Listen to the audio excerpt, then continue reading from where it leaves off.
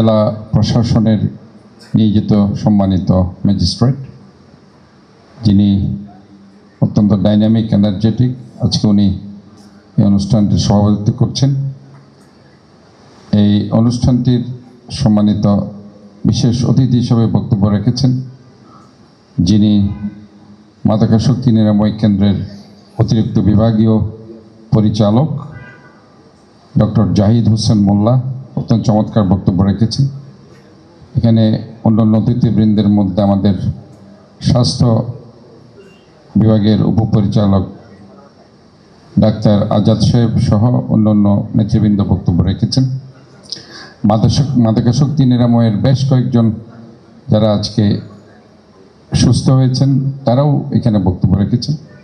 এখানে অনেক সুধী সমাবেশ আছে, এলাকাবাসী আছেন, এলাকার যারা সোসাইটির নেতৃবৃন্দ তাদেরকে আমি দেখেছি। সবাইকে আমি ধন্যবাদ জানাচ্ছি। অনেক রাত হয়ে গেছে, যেহেতু অনেক প্রোগ্রাম আমাদের থাকে, একটার পর একটা প্রোগ্রাম শেষ করে এখানে আসতে হয়েছে। তো সেজন্য আমি প্রথমে দুঃখ প্রকাশ করছি। এখানে দুটি, একটি হচ্ছে পবিত্র ঈদে মিলাদুন্নবী, হুজুররা সেটা বক্তব্য রেখেছেন। আমাদের প্রিয় নবী, শেষ নবী হজরত মুহাম্মদ মুস্তাফা সাল্লাল্লাহু আলাইহি সাল্লামের যে 12 রবিউল আউয়ালকে ঘিরে ওনার যে জন্মবার্ষিকী, পাশাপাশি ওনার যে ওফাত দিবস, সেই দিনটাকে স্মরণীয় বরণীয় রাখার জন্য আমরা যে ঈদে মিলাদুন্নবীর যে অনুষ্ঠানটি আমরা করছি, সেখানে মূলত ওনার কাছে সবচেয়ে পবিত্র ধর্মগ্রন্থ আল কোরআন নাজিল হয়েছে। আমি অনেক জায়গায় বলেছি, এই মহান রব্বুল আলামিন যুগে যুগে রসুল পাঠিয়েছেন, নবী পাঠিয়েছেন, ওনাদেরকে বিভিন্ন সহিফা এবং ধর্মগ্রন্থ দিয়েছে। 104টি ধর্মগ্রন্থ সহিফা রয়েছে উনি পাঠিয়েছেন। 100টা হচ্ছে ছোট ধর্মগ্রন্থ আর 4টা হচ্ছে বড় ধর্মগ্রন্থ। বড় ধর্মগ্রন্থের মধ্যে যেমন জাবুর, তাওরাত, ইঞ্জিল, কোরআন। আমরা জানি হজরত আবু দাউদ আলাইহিস সালাম, হজরত আমাদের মুসা আলাইহিস সালাম, হজরত ঈসা আলাইহিস সালাম এবং সর্বশেষ আল কোরআন আমাদের প্রিয় নবী, শেষ নবী হজরত মুহাম্মদ মুস্তাফা সাল্লাল্লাহু আলাইহি সাল্লামের কাছে শবে কদরের পবিত্র রাতে ইকরা বিসমি রাব্বিকাল্লাযী খলাক, পড়ো তোমার প্রভুর নামে যিনি সৃষ্টি করেছেন। এই সেন্টেন্সের মধ্যে দিয়ে, এই আয়াতটির মধ্যে দিয়ে কোরআন নাজিল হয়েছে। অর্থাৎ আমাদেরকে পড়াশোনা করতে হবে, জানতে হবে, জ্ঞান ভাণ্ডারে সমৃদ্ধ হতে হবে এবং জ্ঞান ভাণ্ডারে সমৃদ্ধ হয়ে আমাদের এই শহর সমাজ এবং রাষ্ট্রকে নৈতিকভাবে বিনির্মাণ করে সুশিক্ষায় শিক্ষিত করে গড়ে তুলতে হবে। পবিত্র আল কোরআনে দেখবেন যে সেন্টেন্সটি সবচেয়ে বেশি এসেছে বারবার ম্যাক্সিমাম সূরার মধ্যে, সেটি হচ্ছে সৎ কাজের আদেশ, অসৎ কাজের নিষেধ।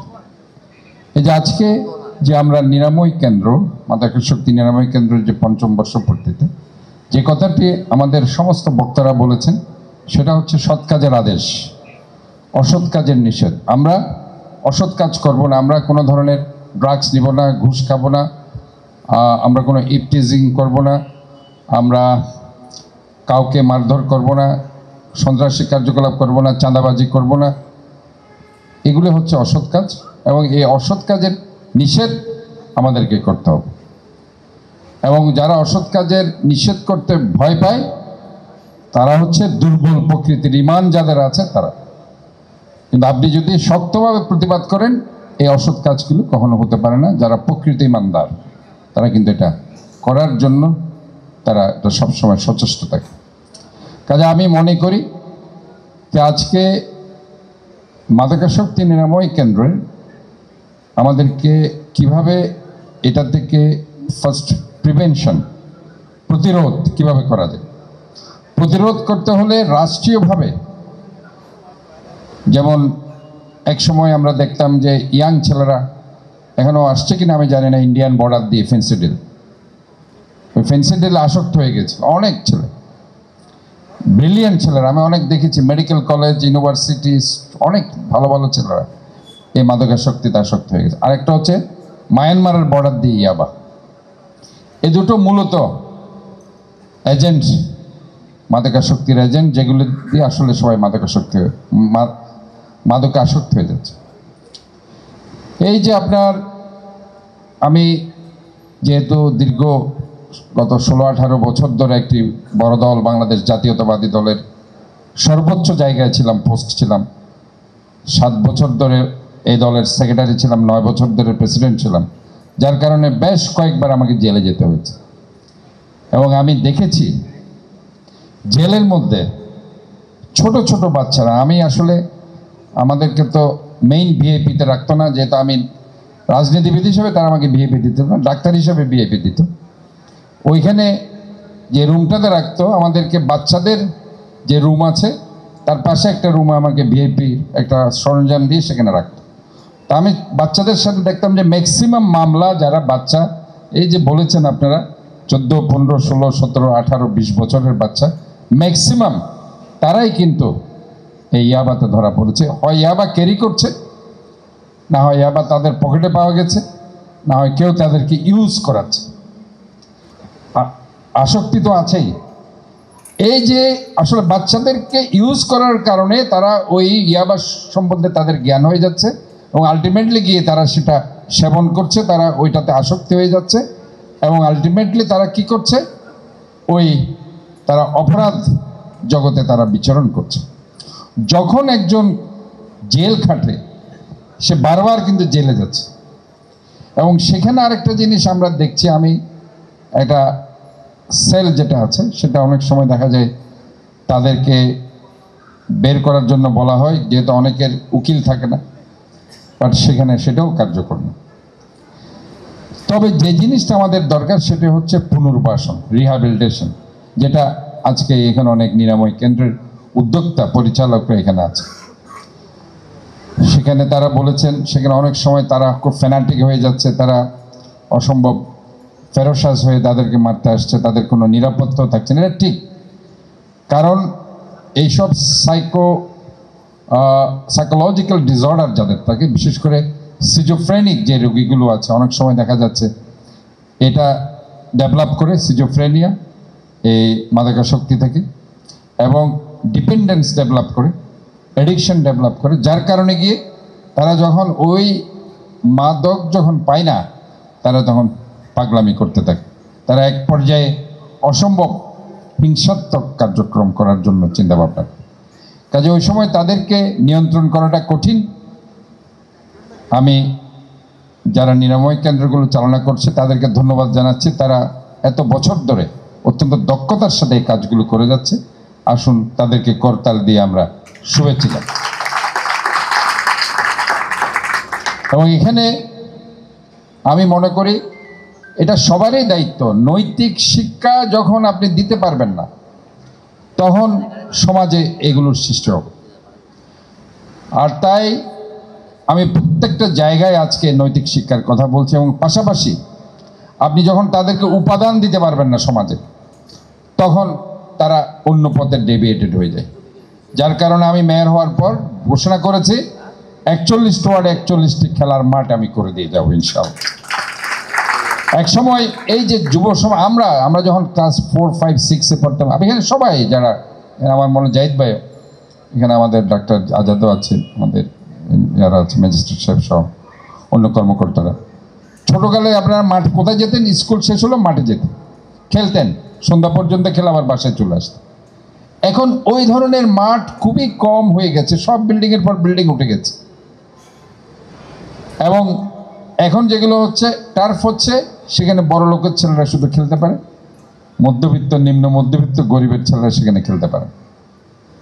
তা আমি বলেছি 41 ওয়ার্ডে 41টি খেলার মাঠ, এবং ইতিমধ্যেই 9টি খেলার মাঠের কাজ শুরু হয়ে গেছে। পর্যায়ক্রমে প্রতিটি ওয়ার্ডে খেলার মাঠ আমি করে দেব ইনশাআল্লাহ। এবং এটা আমি মেয়র হিসাবে আমি অবশ্যই এটা কমিটেড জনগণের। এবং আমি মনে করি আজকে এই নিরাময় কেন্দ্র আমার কাছ থেকে কিছু চেয়েছে, বিশেষ করে তাদের যে ট্যাক্স রিডাকশন করা, এ ব্যাপারে অবশ্যই আমি আপনাদেরকে সার্বিক সহযোগিতা দিই। কারণ আপনারা যে কাজগুলো করছেন, এই কাজগুলো যদি পুলিশ প্রশাসন আমরা সবাই মিলে করতে গেলে আমাদের এক্সট্রা ডিউটি হয়ে অন্য যে কাজগুলো আমরা করছি এগুলো ব্যাহত হতো, কিন্তু আপনারা আপনাদের যে পবিত্র দায়িত্ব নিয়ে সে কাজগুলো করে যাচ্ছেন, আবারও আপনাদেরকে আমি ধন্যবাদ জানাচ্ছি। আমি মনে করি এই শহরটা আমাদের সবার শহর, এই শহর আমার একার শহর নয়। আমি বারবার বলেছি এই শহরটাকে আমি একটা ক্লিন সিটি করতে চাই, একটা গ্রিন সিটি করতে চাই, একটা হেলদি সিটি করতে চাই এবং একটা সেফ সিটি করতে চাই। সেফ সিটি করতে হলে, নিরাপদ একটা শহর করতে হলে সবার সম্পৃক্ততা, সবার সার্বিক সহযোগিতা ছাড়া নিরাপদ সিটি কখনো গড়া সম্ভব নয়। কাজে আজকে আমি আপনাদেরকে বলছি, এই